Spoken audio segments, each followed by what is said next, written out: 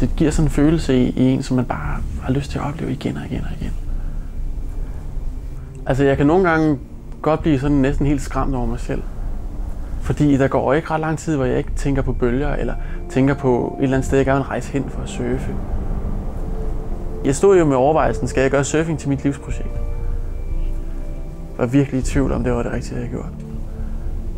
Jeg ville aldrig nogensinde i min vildeste fantasi have forestillet mig, at mit liv havde formet sig sådan her.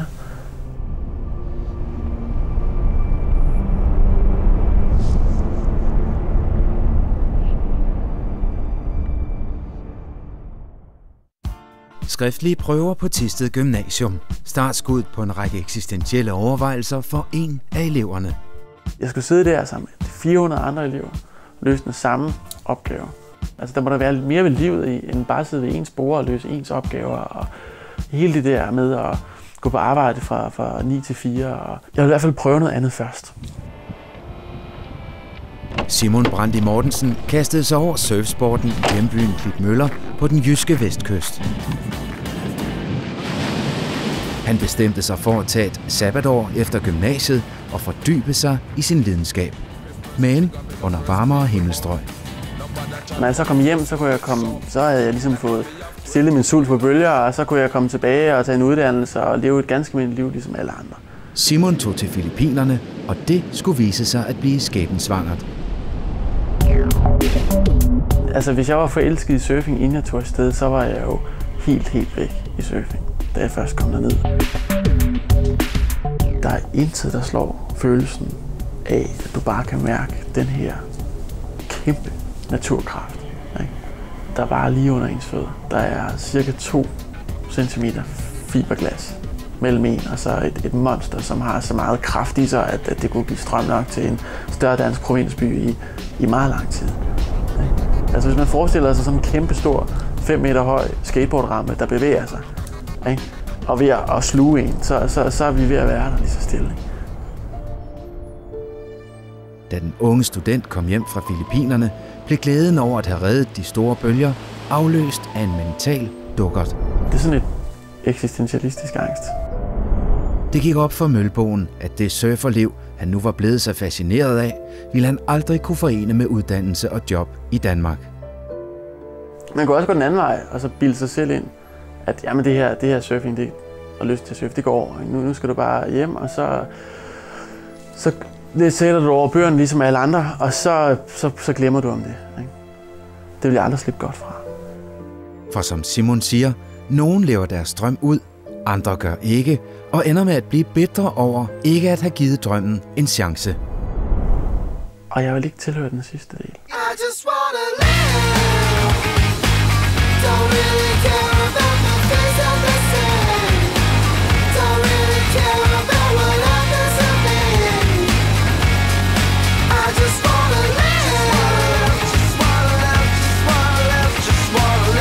Jeg bliver nødt til at have et liv, hvor surfing kan være en elementær del i det.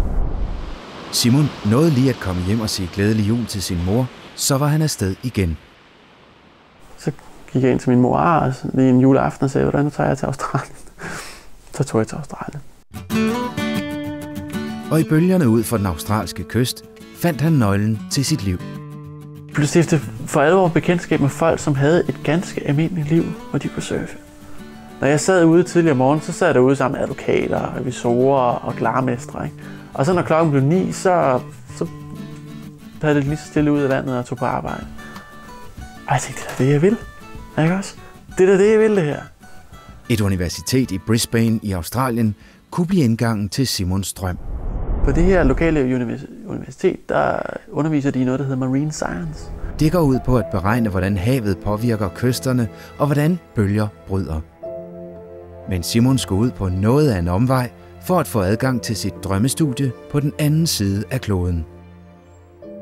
Jeg skulle finde et universitet i Danmark, som havde en udvekslingsaftale med det her universitet i Australien. Jeg kontakter Danmarks Tekniske Universitet og finder ud af, at jeg igennem dem faktisk kan få en uddannelse, hvor jeg kan specialisere mig inden for hav og miljø. Og udover det som en kæmpe bonus, så havde de netop en udvekslingsaftale med et universitet på Australiens østkyst. I can notice that my peer vækst. Den 1. september, så møder jeg op med skoletasken på ryggen igen, med store forventninger om, at den her uddannelse skal bringe mig tættere på surfbrættet.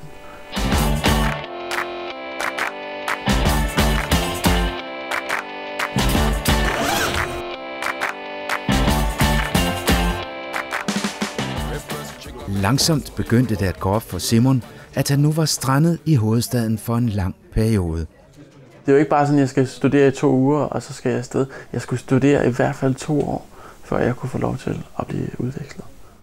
Og efter 2 år var det ikke engang sikkert, at billetterne til Australien ville blive udløst.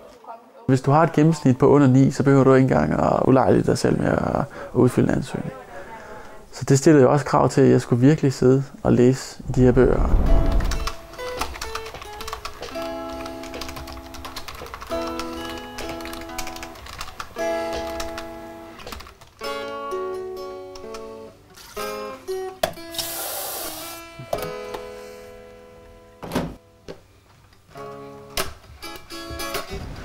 De 2 første år på DTU, de var fandme hårde, det var de virkelig.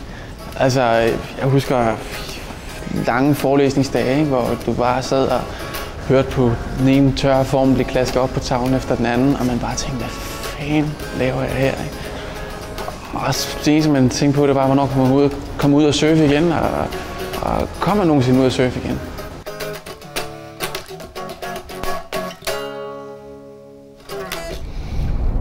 Selvom jeg havde masser af bekendte, så var det en meget ensom tid, fordi at jeg følte meget, at jeg var alene med det her projekt. Altså dem, jeg startede op med på DTU, de ville gerne bygge komplicerede højhuse i Ørestaden og broer. Og der var ikke nogen andre, som havde tænkt sig at bruge det til at surfe, skulle jeg hilse at sige. Så det var sådan lidt, jeg tænkte, hold det fest. Er det her overhovedet den rigtige vej at gå? Eller er det bare mig, der er et fjols, der bilder mig selv ind, at det her kan lade sig gøre i det hele taget, fordi det lyder da som en utopi, ikke?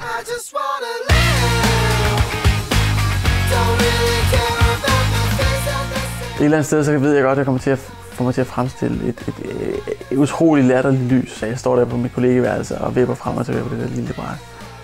Det var sgu befriende, når man virkelig har siddet og knoklet med lektierne. Jeg tror, det har sin tak i hvert fald for, at jeg fik min anden plads til DM.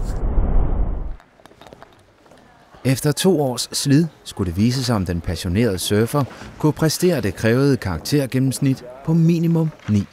Og jeg endte så med et snit på 10,0. Kort tid efter var der svar fra Australien.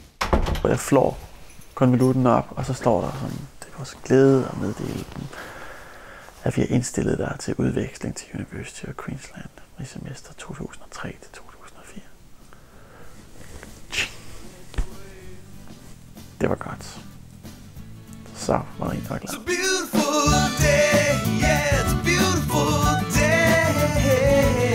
Australien bød på optimale surfmuligheder, men det var også her, at Simon opdagede, at den erfaring, han havde med bølger fra surfing, den viden var til stor hjælp i ingeniøruddannelsen. Mit studie begyndte lige frem at blive interessant. Efter et år i surfparadis var det tilbage på skolebænken i Danmark. Lige pludselig så var jeg inde i min slutdel. Jeg var i gang med min mastersdel af min uddannelse. Og den skepsis, som planen havde mødt blandt vennerne, var nu også blevet vendt. Så kunne folk godt se, at jamen, det her projekt, han er i gang med, det er måske ikke så vanvittigt, som det så ud til at starte med. Den 25-årige ingeniørstuderende satte sig som mål at lave afgangsprojekt et nyt eksotisk sted. Hawaii er jo simpelthen det forjættede land, hvad angår bølger og surfing. Også Hawaii sagde ja til Simons ansøgning. Det var det endelige statement, at det kan fandme lade sig gøre. At få en uddannelse, hvor du kan, det ved jeg ikke, med målet at komme ud og surfe, rent ud sagt. Jeg vil ikke lade mig diktere af andre eller af samfundet af, hvad jeg skulle gøre. Jeg vil finde ud af det selv.